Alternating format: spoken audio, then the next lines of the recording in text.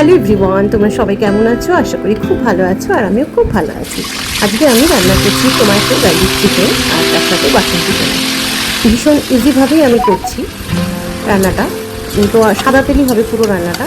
সাদা তেলের মধ্যে গোটা গরম মশলা আর তেজপাতা একটু থেতো করে দিয়ে দিয়েছি, আর একটু নুন দিলাম যাতে তেলটা না ছেটে। তারপর ভালো করে চিকেনগুলো ধুয়ে দিয়ে দিলাম, আর টমেটো আর রসুনের একটা পেস্ট করেও সেখানে দিয়ে দিলাম।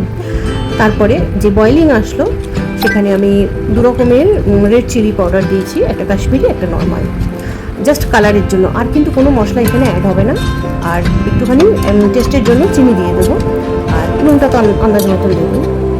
তারপর চিকেনটা যেই কষা হয়ে গেল সেখানে একটু গরম আমি জল দিয়ে দিলাম।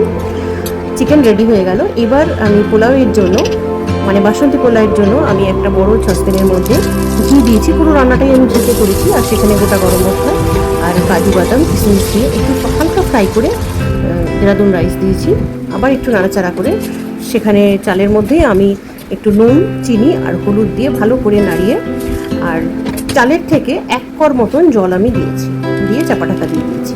মানে যতটা চাল নিয়েছি তার থেকে 1 কর উঁচুতে জলটা ছিল, মানে 1 ম্যাক্সিমাম 1.5 কর। তারপর চাপা ঢাকা দিয়েছি। এবার পোলাওটাও আমার রেডি। ওপরে আমি ঘি আবার আরেকটু দিয়ে দিয়েছি, আর চিকেনটাও রেডি হয়ে গেছে। আর আমাকে কিন্তু সার্ভ করতে হয় না আলাদা করে, কারণ আমার ছেলেমেয়ে অটোমেটিকই কড়াই থেকে নিয়ে খাওয়া শুরু করে দেয়, আর তারা তাদের পছন্দ মতন পিসগুলো সব নিয়ে নেয়।